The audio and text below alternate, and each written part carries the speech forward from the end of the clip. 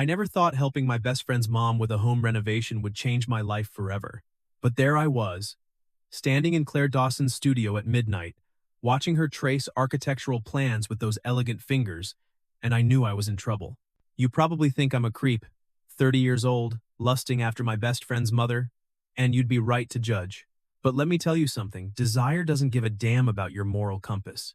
The rain started the night everything changed. I'd been helping Claire with her home studio renovation for about 3 weeks by then.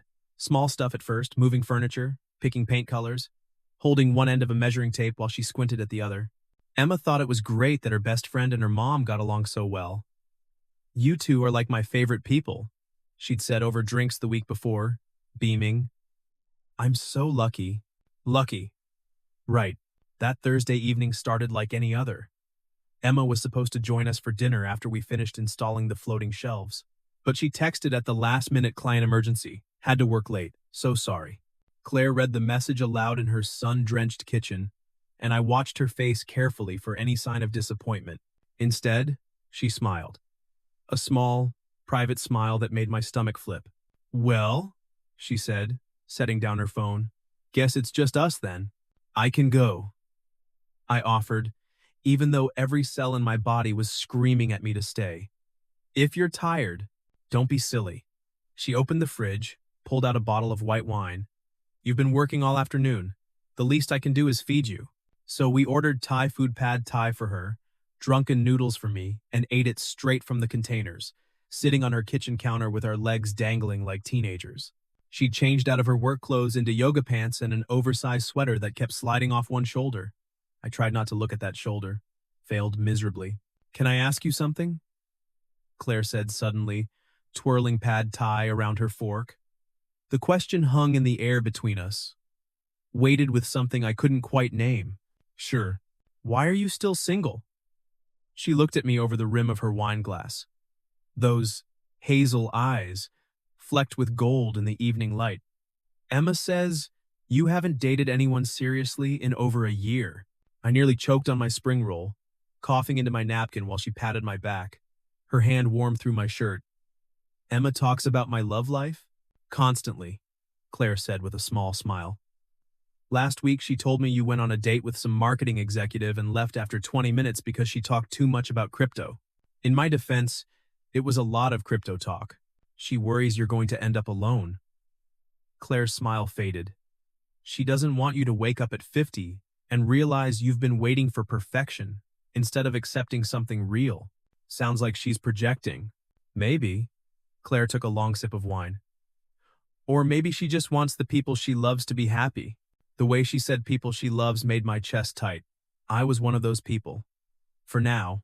Maybe I am," I said quietly. "Or maybe perfect doesn't look like what everyone thinks it should look like." Claire went very still. Her fork stopped moving. "What does that mean?" "It means..." I set down my container, turned to face her fully. "It means maybe perfect is sitting on a kitchen counter eating takeout with someone who makes you laugh. Someone who gets your references and doesn't judge you for eating dessert first. Someone who..." I stopped myself. "Someone who what?" "Someone who makes you feel like you're exactly where you're supposed to be." The silence stretched. Outside, a car horn honked. The refrigerator hummed. Claire's breath caught. "Or maybe," she said softly, "you're just looking in the wrong places." The air between us shifted, thickened. I could hear the hum of her refrigerator, the distant sound of traffic outside, the thundering of my own heartbeat. "Claire, I'm sorry." She set down her wine, slid off the counter. "That was inappropriate. I shouldn't have." "You're not wrong." The words came out before I could stop them. "About me looking in the wrong places?" She froze, her back to me. I watched her shoulders rise and fall with a deep breath. "Noah, I'm 45 years old. I know. I have a 28-year-old daughter who happens to be your best friend. I know that too. Then you also know this," she gestured between us. "Whatever this is, it can't happen." I jumped down from the counter, took 2 steps toward her, still a careful distance away, but close enough to smell her perfume. Jasmine and something darker. Dangerous. "What if I don't care about can't?" I said quietly. "What if I'm tired of doing the right thing, the safe thing? What if I just want to?" "Want to what?" Her voice was barely a whisper. This. I took one more step, close enough that I could feel the heat radiating off her skin. I want this. Whatever this is, even if it's wrong, even if it's insane, I can't stop thinking about you, Claire. I've tried. God knows I've tried. But every time I close my eyes, you're there. She turned to face me. Her eyes were glassy, like she was fighting back tears. I do. I care about my daughter. I care about not destroying the most important friendship in her life. I care about not being that pathetic middle-aged woman who… Stop. My voice came out harder than I intended. You're not pathetic. You're not any of the things you're about to say.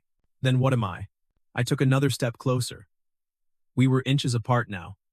I could see the silver threads woven through her dark hair, the tiny laugh lines at the corners of her eyes, the pulse fluttering in her throat. You're someone who makes me feel alive for the first time in years, I said. Someone who laughs at my terrible jokes. Someone who gets paint in her hair and doesn't care. Someone I can't stop thinking about no matter how hard I try. Noah. Her voice broke. We can't. I know. Emma would never forgive us. I know. Her hand lifted, trembling, and touched my chest. Just 5 fingers pressed against my shirt, but it felt like lightning. This is wrong on so many levels, she whispered. Then why does it feel so right? For a long moment we just stood there, breathing the same air, teetering on the edge of something irreversible. The clock on her wall ticked loudly. Outside, rain began to fall harder, drumming against the windows like a warning. Then her phone rang Emma's special ringtone, the one that sounded like wind chimes, and the spell shattered. Claire stepped back so fast she nearly tripped. That's Emma. I should answer. Yeah, of course. I grabbed my jacket and left while she was still on the phone, her voice artificially bright as she told her daughter that, yes, dinner was lovely. No, she wasn't interrupting anything. We were just cleaning up. In my car, I sat with my forehead pressed against the steering wheel and tried to remember how to breathe. My phone buzzed. A text from Claire. Asterisk. I'm sorry. Asterisk. I stared at the message for a long moment, then typed back. Asterisk. Don't be. Asterisk. 3 dots appeared. Disappeared. Appeared again. Then, asterisk, I feel it too. Asterisk. My heart stopped. I waited for more, but nothing came. Just those 4 words, glowing in the dark like a confession, like a promise, like the beginning of the end. The next 2 weeks were torture. I told myself I'd stay away, give her space, let whatever insane moment we'd shared fade into awkward memory.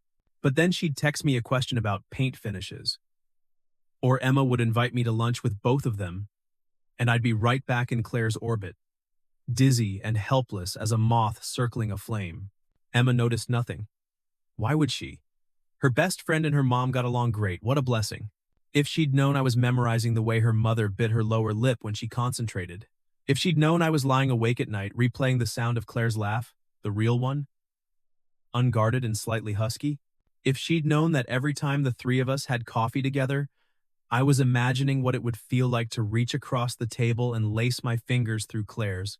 One afternoon, I showed up at Claire's place to help install crown molding. Emma was supposed to be there but had canceled last minute again. Some work thing. It was becoming a pattern.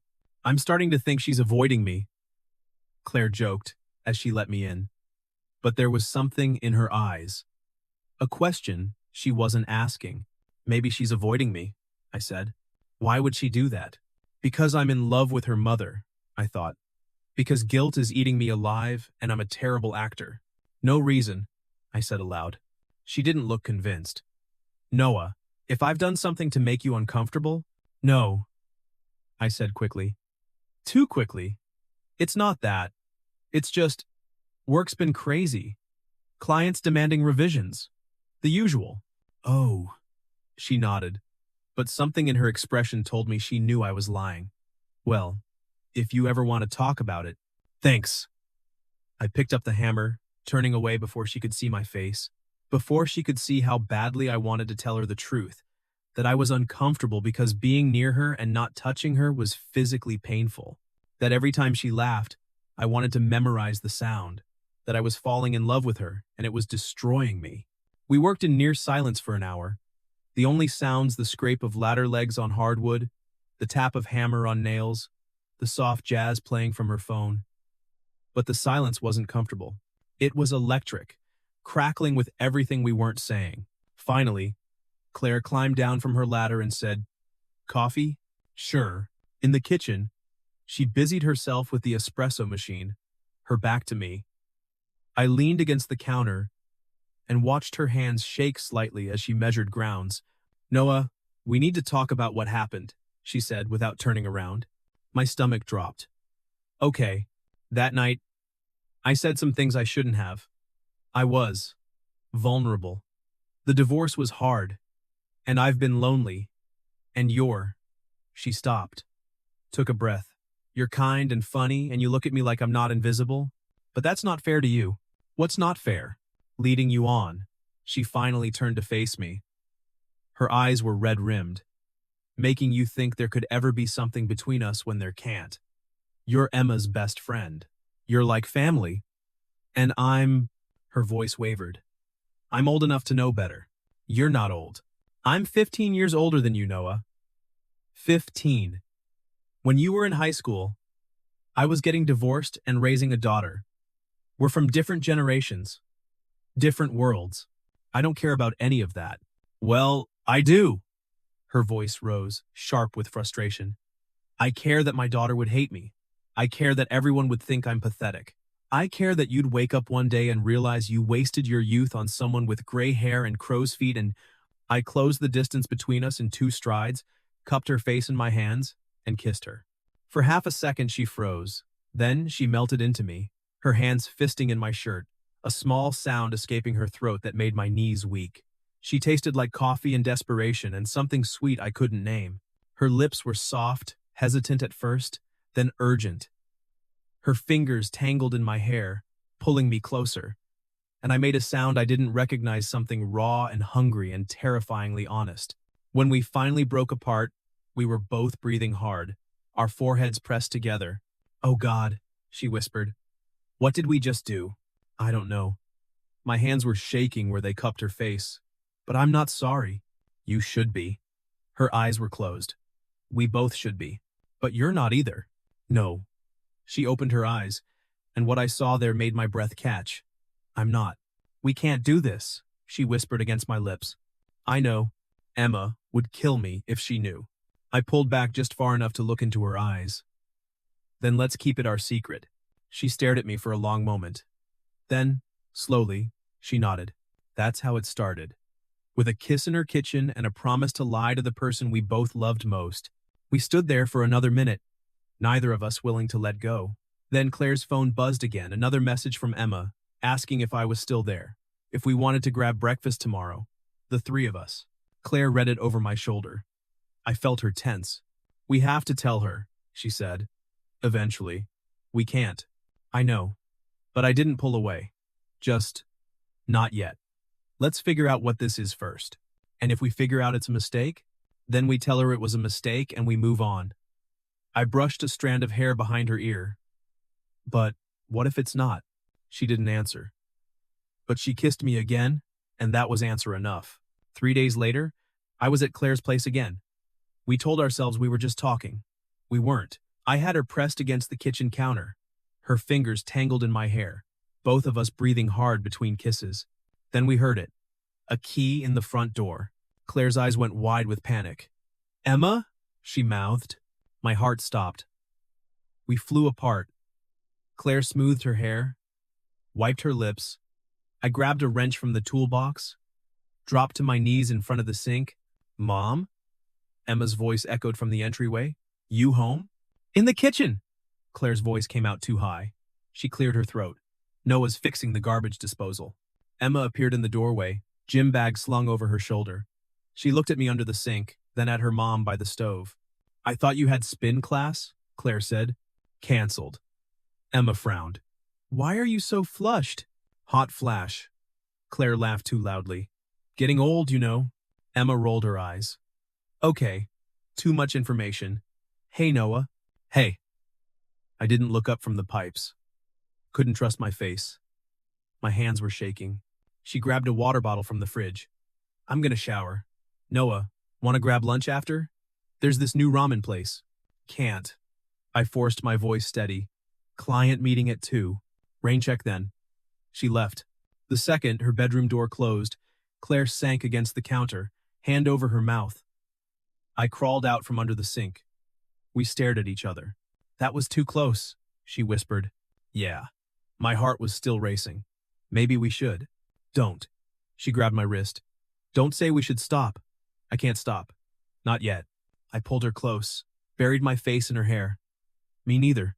We stood there, holding each other, listening to the shower run upstairs. This secret was going to destroy us. But neither of us could let go. The restaurant was 45 minutes outside the city, a little Italian place Emma would never find.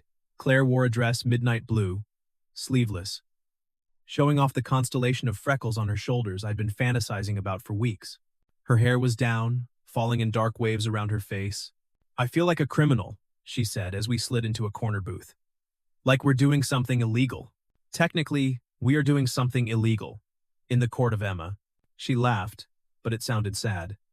She'd never forgive me. You know that, right? Yeah. I reached across the table, threaded my fingers through hers. Her hand was warm, slightly calloused from gardening. But I'm here anyway. Why? She searched my face. Why risk it? There are 1,000 women your own age who'd... I don't want 1,000 women. I squeezed her hand. I want you. You say that now. But what about in 5 years? 10? When I'm 55 and you're still in your 30s and you realize, Claire. I cut her off gently. I know what I'm doing. I know what I'm risking. And I'm still here. Doesn't that tell you something? She bit her lip. Nodded. Tell me about your last relationship. Emma said it ended badly. I grimaced. Her name was Mia. We dated for 2 years. She wanted to get married, have kids, the whole package. I kept stalling. I told myself I wasn't ready, but the truth was, I paused. The truth was I never felt for her what I feel for you. What do you feel for me? Like I'm awake for the first time in my life.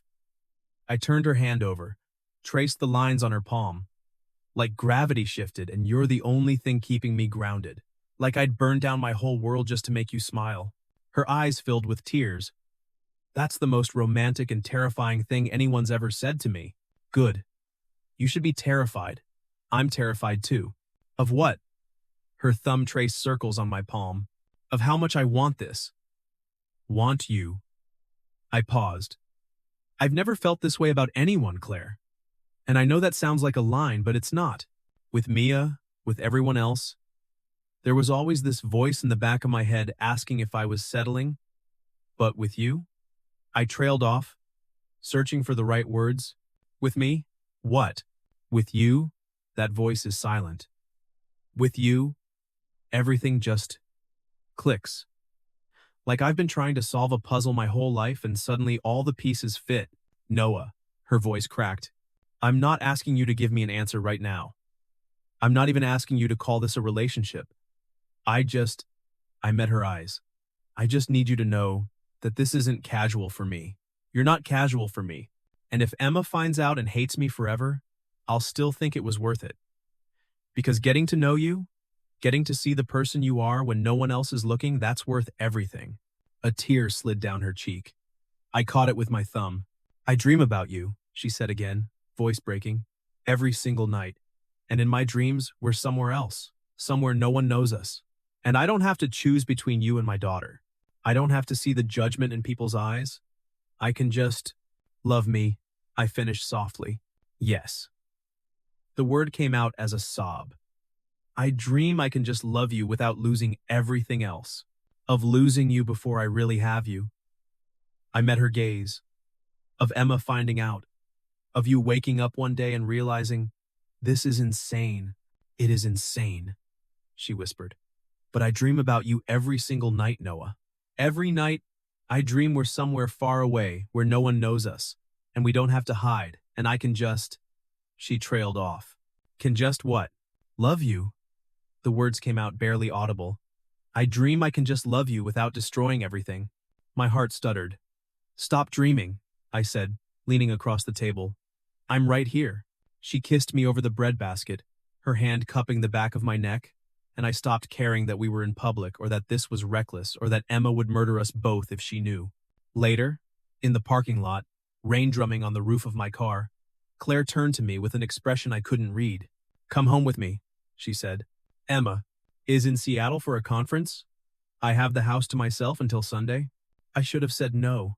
Should have reminded her that Emma could come home early, that neighbors might see, that we were playing with fire. Instead, I started the engine, my hands steady, even though my heart was racing. Are you sure? I asked, as I pulled out of the parking lot. She reached over, laced her fingers through mine. No, but I'm doing it anyway. The drive back to her place took 20 minutes. Neither of us spoke. The rain had intensified, drumming against the windshield, and the streetlights blurred into smears of gold. Claire's thumb traced patterns on the back of my hand, nervous energy, or maybe anticipation. When we pulled into her driveway, she turned to me. Last chance to change your mind, she said. I kissed her instead of answering. For 4 months, we were perfect. Perfectly secret. Perfectly reckless. Perfectly doomed. We met at her place when Emma was working late. We texted in code shelf installation meant, I miss you. Paint samples meant, I love you. We perfected the art of sitting across from each other at dinner with Emma and acting like we were just friendly. But secrets have weight, and ours was getting heavier by the day. It was Sophie who shattered everything. Claire's friend from book club, the one with the sharp eyes and sharper tongue, she saw us at the restaurant one night, a different restaurant, farther from the city, but apparently not far enough. She didn't say anything to Claire. She went straight to Emma. The phone call came at 2 a.m. on a Thursday. I was at Claire's, asleep in her bed, when my phone started buzzing. Emma's name lit up the screen. Claire woke up, saw the caller ID, and went white. Don't answer, she whispered. But I knew. Somehow, I knew it was already over. I answered. Emma, how long? Her voice was ice. How long have you been fucking my mother? The words hit like a physical blow. Next to me, Claire made a small, broken sound. Emma, let me explain. How long? 4 months. My voice came out hollow. 4 months. Silence. Then, I'm at Mom's house. Get here. Both of you. Now. She hung up. Claire was already getting dressed, tears streaming down her face, hands shaking so badly she couldn't button her shirt. I helped her, my own hands steadier than they had any right to be. Shock, probably. Or maybe I'd been expecting this all along. The drive to her house took 12 minutes. It felt like 12 hours. Emma's car was parked at a violent angle in the driveway. Driver's door still open like she'd abandoned it mid-thought. Lights blazed in every window. We walked in together. Emma was in the living room, pacing like a caged animal. When she saw us, her face twisted into something I'd never seen before. Pure, incandescent rage. 4 months, she said quietly. Too quietly. 4 months. You've been lying to my face. Emma, please, Claire started. Shut up. Emma's voice cracked like a whip. Claire flinched. You don't get to talk. You don't get to explain. You're my mother. He's my best friend. And you've been, she made a disgusted sound. Do you have any idea how sick this is? It's not sick, I said. We love each other. Emma laughed. It sounded like glass breaking. Love? You think this is love? She's 45 years old, Noah. 45. She's using you to feel young again, to fix whatever David broke when he left. And you, she turned to me, and I saw my best friend disappear behind a stranger's eyes. You're just another midlife crisis. She'll get bored and you'll be left with nothing. No girlfriend, no best friend, nothing. That's not true, Claire said, her voice shaking. Emma, honey, I know you're angry, but don't call me honey, Emma screamed. Don't you dare call me honey. You want to know what Sophie told me? She said she saw you two playing footsie under the table at Marcello's. Footsie, like teenagers. While I was home thinking my mom was finally moving on from Dad, she was sneaking around with my best friend. I'm sorry. Claire was sobbing now. mascara running in black rivers down her face. I'm so sorry, baby. I never meant to hurt you. I never meant for any of this to happen. He makes me feel. I don't care how he makes you feel. Emma swept her arm across the mantel, sending picture frames crashing to the floor. Glass shattered. We both jumped. I don't care if he makes you feel 25 again. You're not 25. You're my mother. You're supposed to be the responsible one. You're supposed to protect me, not. Her voice broke. She sank onto the couch, buried her face in her hands. Claire moved toward her, reaching out. Emma, don't touch me. Emma's voice was muffled, broken. Just don't. Emma, listen to me. I crouched in front of her, tried to catch her eye. I know this is horrible. I know we should have told you. But this isn't some fling. This isn't your mom using me or me using her. We tried to stay away from each other. We really tried. But what? Emma looked up. Her eyes were red, swollen. But you just couldn't resist? Is that what you're going to tell me? That love made you do it? She spat the word like poison. That's bullshit, Noah. Love doesn't make you lie to someone for 4 months. Love doesn't make you betray your best friend. You're right, I said quietly. And I'm sorry. I'm so sorry. But I love her. Emma. I'm in love with your mom. And I think she loves me too. I do, Claire whispered. I love him. Emma stared at us both like we were strangers. Then she stood, walked to the door, grabbed her jacket. Emma, where are you going? Claire's voice climbed toward panic. Away from you. Emma's hand was on the doorknob. Both of you. I need to think. Please don't leave like this, Claire begged. Please, we can talk about this. We can figure it out. Figure it out? Emma turned back, and the look on her face made my chest ache. Mom, there's nothing to figure out. You slept with my best friend. He slept with you. You both lied to me for months. There's no coming back from that. So what are you saying? I asked. Emma looked at me. In her eyes, I saw the death of 10 years of friendship. Birthday parties and road trips and 3 a.m. phone calls and every stupid inside joke we'd ever shared. I'm saying we're done, she said. All of us. I don't want to see either of you again. And if you actually love each other, then congratulations. Hope it was worth it. She left. The door slammed behind her, and the sound echoed through the house like a gunshot. Claire collapsed. Just folded in on herself like a puppet with cut strings, sliding down the wall until she was sitting on the floor, sobbing so hard her whole body shook. I sank down next to her, pulled her into my arms.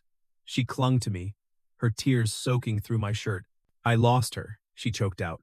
I lost my daughter. She'll come around, I said, even though I didn't believe it. She just needs time. No. Claire pulled back, looked at me with devastated eyes. You didn't see her face. That wasn't anger, Noah. That was heartbreak. I broke my daughter's heart. We sat there on the floor until the sun came up, holding each other while our perfect secret turned to ash. Emma still doesn't speak to me. She's been civil with Claire for about 3 months now, short phone calls every other week, carefully neutral topics. No visits, no dinners, definitely no forgiveness. Claire moved in with me last month. Small apartment downtown, exposed brick, big windows. Emma doesn't know yet. We're waiting for the right time, which we both know doesn't exist. Sophie still spreads rumors at book club. Claire stopped going. David, Claire's ex-husband, still makes snide comments when he calls, "Hey, heard you're cradle robbing now," was his latest. Claire hung up on him. But here's the thing. Last night, Claire fell asleep in my arms, and I realized something. Some loves cost everything. They cost friendships and family dinners and peace of mind and the approval of everyone you know. They cost your reputation and your easy sleep and your certainty that you're a good person. And I'd pay that price again. In a heartbeat. You probably still think I'm a creep. 30 years old, in love with a woman 15 years older, sleeping in the bed where her daughter once watched movies with her. Maybe I am. But Claire is making coffee in the kitchen right now, humming off-key to some song from before I was born. And when she smiles at me over the rim of her mug, silver threads gleaming in her hair, laugh lines crinkling at the corners of her eyes, I know I made the right choice, even if it was the wrong one. She said my daughter would kill me if she knew. I answered, then let's keep it our secret. And we did, until we couldn't anymore.